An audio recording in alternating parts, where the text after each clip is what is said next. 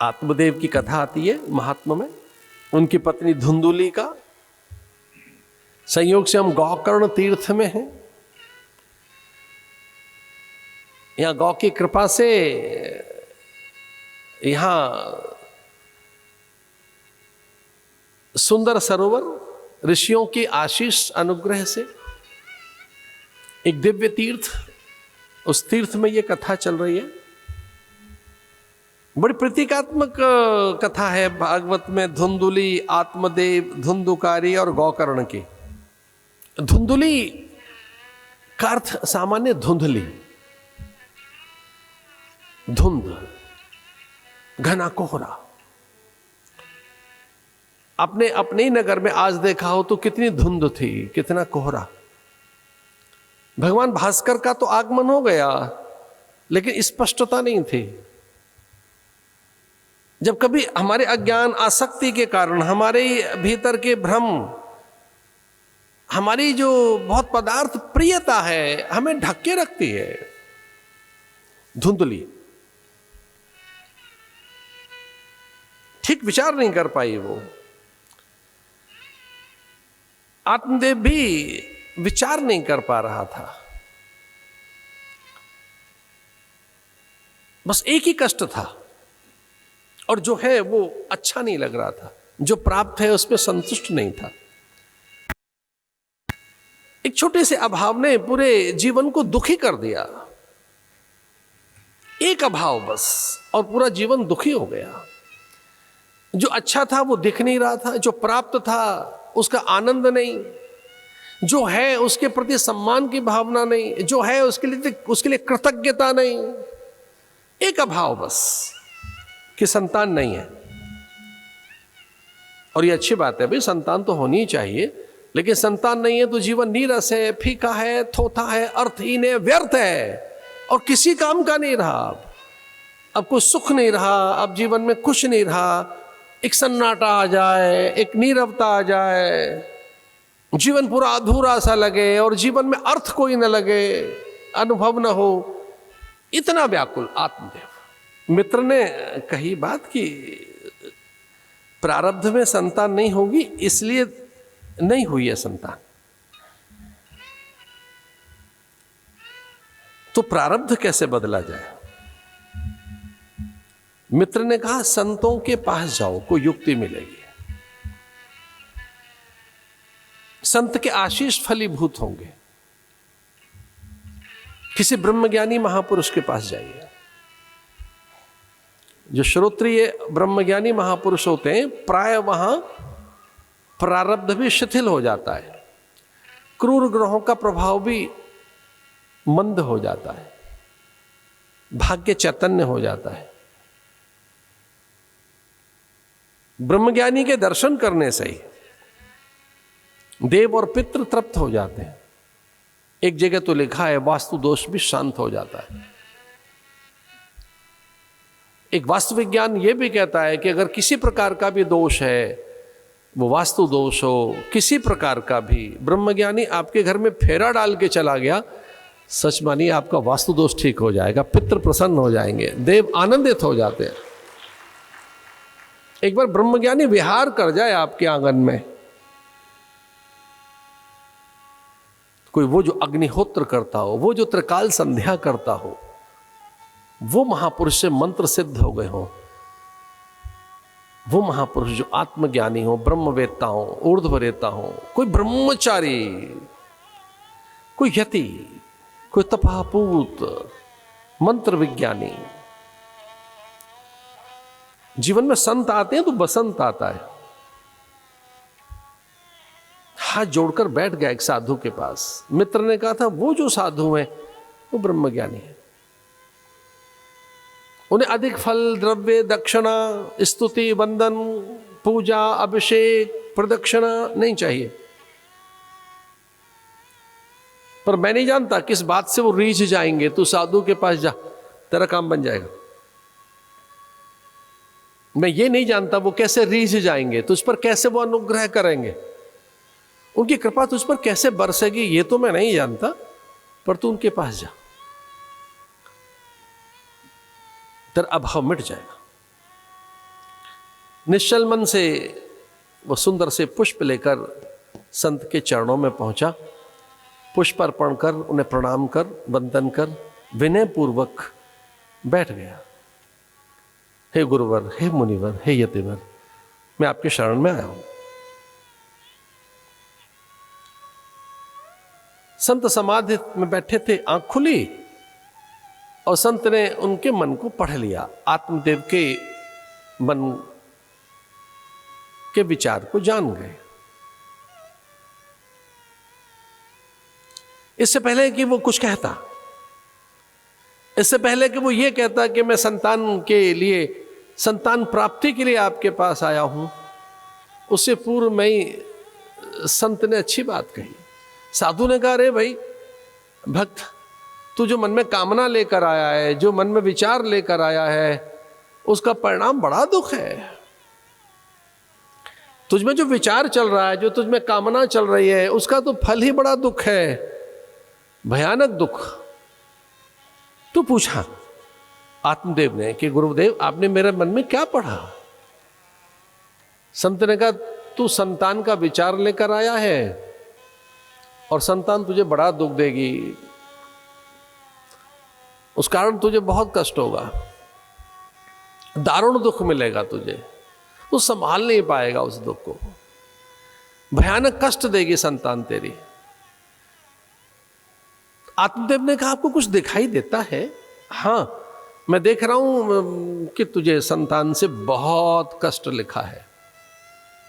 तो हर्षित हो गया आत्मदेव ये बात सुनकर कि गुरुदेव, आपके मुख से लिखा, बता रहे हैं आप कि मुझे संतान कष्ट देगी, तो इसका अर्थ यह है कि मुझे संतान होगी ना? अरे बेटा दुख देगा, इसका अर्थ बेटा लिखा है ना भाग्य में, तभी तो दुख देगा। तो मतलब मुझे मेरी संतान दुख देगी ना?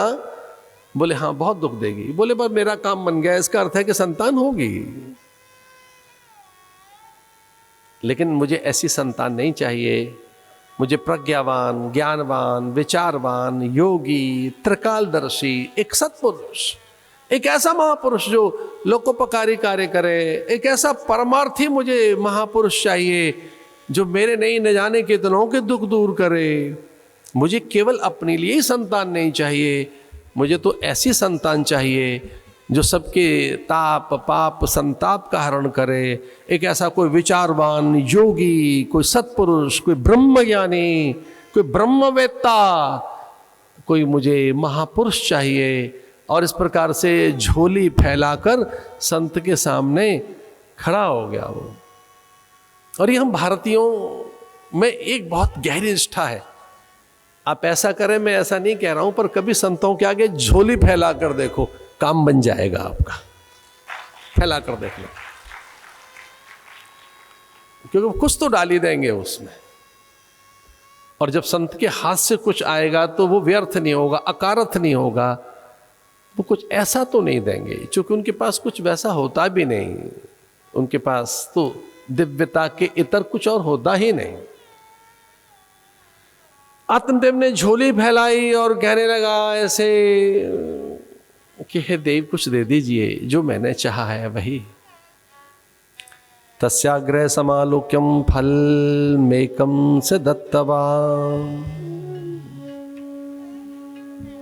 भागवत ये कहती है तस्याग्रह, वो इतना आग्रह कर रहा था, वो तो बैठ गया डट कर के तेरी धुनी पर बैठ गया हूं, अब नहीं हिलूंगा जब तक आप मेरे वचन की पूर्ति नहीं कर देंगे। तस्याग्रह समालोक्यम फल मेकम से दत्तवान।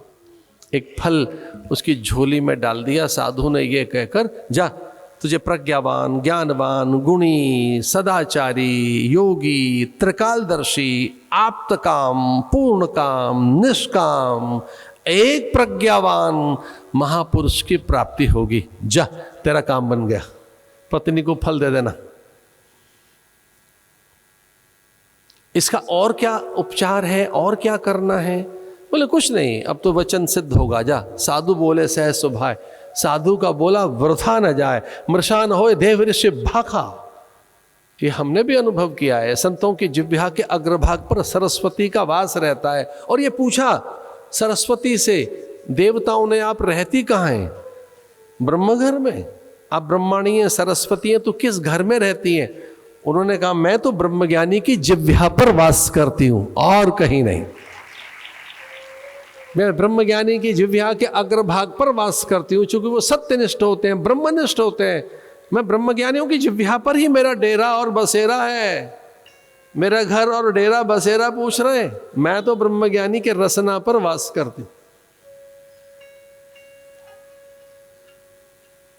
धुंधुली ने उसका अनादर कर दिया।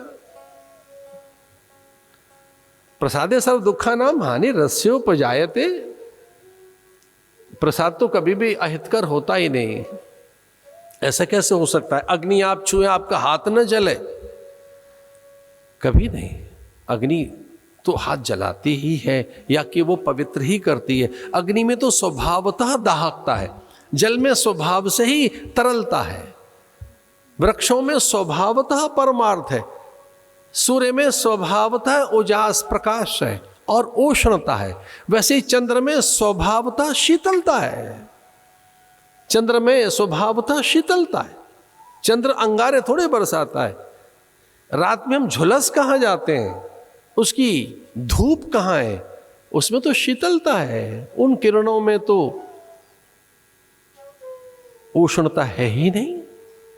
वैसे प्रसाद में भी कभी उष्णता नहीं होती। वैसे प्रसाद भी कल्याणकारी होता है। प्रसादे सर्व दुखा नाम हानि रस्योपजायते। प्रसादतः जो प्रसन्नता लाता है उसे प्रसाद कहते हैं। जो चित्त को प्रसन्न कर दे, जो दुख का निवारण कर दे, प्रसाद। ये प्रसाद बनता कब है? ये ध्यान रहे, प्रसाद तो भगवान का नाम लेने से बन जाता है। जो वस्तु भगवान को अर्पित होगी भगवान प्रसाद हो गई। अभी तक तो आपके घर में थाली में लड्डू रखे थे, लड्डू बना रहे थे आप तो, और जैसे आपने तुलसी दल रखा, बिल्वपत्र रखा, भगवान के पास थाल रखा और भगवान को निवेदित किया, प्रसाद हो गया। अब लड्डू कहाँ रहे? प्रसाद हो गया। वो तो जो वस्तु परमात्मा को समर्पित हो जाती है वो प्रसाद बन जाती है। और प्रसाद में एक ही चीज है, वो बंटना चाहती है, वो दूसरों के लिए हो। तो संत ने प्रसाद दिया था। संत का वो प्रसाद था जो सबके लिए था, लेकिन उसे फेंक दिया। गौ ने उसे ग्रहण कर लिया और उससे गौकर्ण की उत्पत्ति हुई। गौकर्ण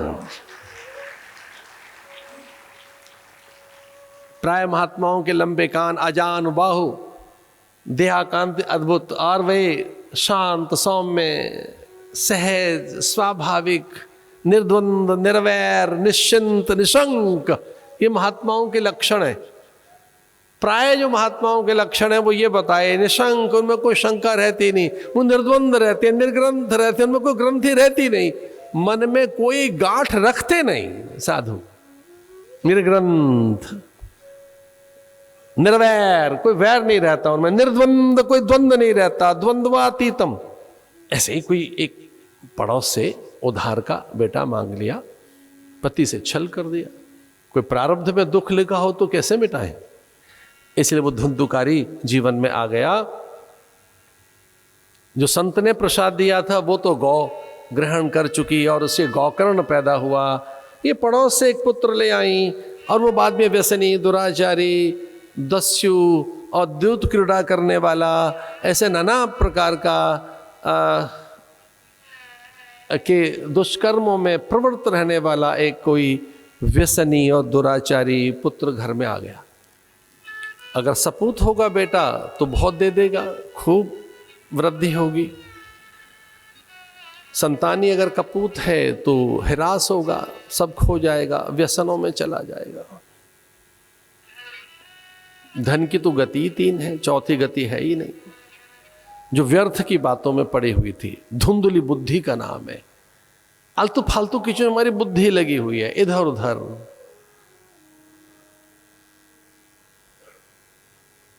न धन बच रहा है, न समय बच रहा है, न जीवन बच रहा है, भोग में। तो धन की गति 3 बताई, भोग, दूसरी दान, तीसरी नाश। अब दान नहीं कर सके, सेवा नहीं कर सके तो नाश होगा उसका। सारा धन खर्च कर दिया, धुंधुकारी ने पत्नी धुंधुली के पीछे दौड़ता था सूखी लकड़ी लेकर, कभी चूल्हे की जलती लकड़ी लेकर। माता पिता का अपमान करता, तिरस्कार करता, सारा द्रव्य नर्तकियों के यहां चला गया, भोगों में आसक्त हो गया। मां को मारने के लिए दौड़ा और पिता को मां ने प्राण बचाने के लिए कुएं में कूदना चाहा, कूप में कूद गई, वहीं उसका प्राणांत हो गया भय के कारण। पिता जंगल में भाग गए, बड़ा अपयश हुआ। आत्मदेव को याद आया, संत ने ठीक ही कहा था कि संतान से दुख होगा, और संतान अगर ठीक न लगे तो ठीक न रहे तो बड़ा दुख देती है। हम अपनी उत्तरावस्था को ठीक बनाना चाहते हैं। जीवन की जो उत्तर अवस्था है उसमें कोई ऐसा आए जो हमारे संशयों की निवृत्ति करे, हमारा भार उठा ले, हमारे सपनों की पूर्ति करे और हमें जो पराजित भी कर दे। हम दुनिया से जीतना चाहते हैं, पूरे संसार को हम पराजित करना चाहते हैं, पूरे संसार से हम जीतना चाहते हैं, लेकिन संतानों से हम हार जाना चाहते हैं। हम दो तरह से संतान से हारना चाहते हैं, एक तो उसके चरित्र से, शील संयम सदाचार से, उसकी नैतिकता से, उसके पुरुषार्थ से, और एक हार जाना चाहते हैं हम उनको सब कुछ देकर। जो बचाया है, जो संग्रहित किया है, संचित किया है, जो कुछ वैसा है जो हम नहीं भोग सके हैं, वो अपनी संतानों को देना चाहते हैं। लेकिन हां, हम संतान के चरित्र से भी हार जाना चाहते हैं। हम तभी आनंदित होते हैं, गौरवान्वित होते हैं जब हमारी संतानें जयी हों, अन्यथा तो दुख रहता है। आत्मदेव याद कर रहे थे कि गुरुदेव ने तो मुझे जब फल दिया था तो ये कहा था कि वो आत्मवान, प्रज्ञावान, शीलवान, गुणवान होगा, वो जयी और पराक्रमी, ब्रह्मनिष्ठ, ब्रह्मवेत्ता, एक कोई महान त्रिकालदर्शी सत्पुरुष होगा। ये तो दुष्ट निकला। ऐसे विचार करते हुए जंगल में भटक रहे थे। ये 5 नर्तकियां आईं, सारा धन लूट कर ले गईं, चारपाई से बांध दिया, मुंह में कपड़े ठूंस दिए, शरीर को आग लगाकर निकल पड़ी, चंपत हो गईं। भागवत में ये नहीं लिखा है वो किस दिशा में गईं, वो कहां चली गईं। ये कोई और नहीं, ये हमारी इंद्रियां हैं, ये कोई और नहीं, ये हमारे ही भोग हैं जो हमको मिलकर भोग लेंगे। ये और कोई नहीं, ये 5 विषय ही हैं जो हमें पूरा भोग डालेंगे। वयमेव भोक्ता। ध्यान रहे, हम नहीं भोग रहे हैं संसार को, हम नहीं भोग रहे हैं पदार्थों को, पदार्थ हमें भोग रहे हैं। एक दिन हमारा भोग डाल देंगे वो पदार्थ, हमें भोग लेंगे और हमारा भोग डाल देंगे वो। हम नहीं भोग रहे उनको। कहां गई पता नहीं, पर ये 5 कौन सी चीजें हैं? इन्हीं में सारा हमारा पूरा जीवन जा रहा है, केवल 5 चीजों में। शब्द, स्पर्श, रूप, रस और गंध। ये 5 विषय ही पंचवैश्याएं हैं, 5 विषय ही ऐसे जो हमें कुछ नहीं करने देते। शब्द, स्पर्श, रूप, रस, गंध हमारी ये जो इंद्रियां हैं और मन इनका स्वामी, हमें कुछ नहीं करने देता। भटकते हुए आत्मदेव ने आह्वान किया दुराकाल में, और अत्यंत दुखित होते हुए, और अपने पुत्र का स्मरण किया कि कहां गया वो वीतराग विषम वा चित्तम। जब अपने पुत्र का स्मरण किया तो वो गौकर्ण प्रकट हो गया। धर्मम भजस्व सतताम। अपने पिता के स्मरण से प्रकट हुआ। वो वीतराग था, ब्रह्मज्ञानी महापुरुष थे। आप कहेंगे कि कष्ट के समय क्यों आया? बोले पुकारा तो आया। कई बार चीज आसपास ही होती है, हमें नहीं दिख रही होती। धर्मं भयस्व सततं तजलोक धर्मा श्रीवस्तसादोषान् जयि कामकृष्ण अन्यस्य दोष गुण चिंतन वासमुक्तं सेवा कथा रसमहो नितरां देवत्वम्। ज्ञानी यज्ञ करिष्यामि शुक्र शास्त्र कथोज्वलम।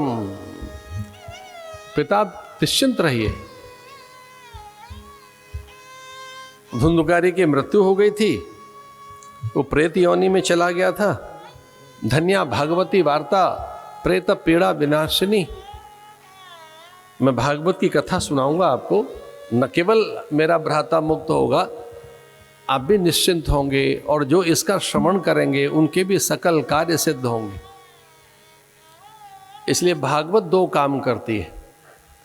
भागवत अहलौकिक पारलौकिक अनुकूलताओं को तो प्रदान करती ही है। कोई पूछे तो दो बात याद रखना भागवत की। भागवत दो चीजें देती है। कौन कौन सी?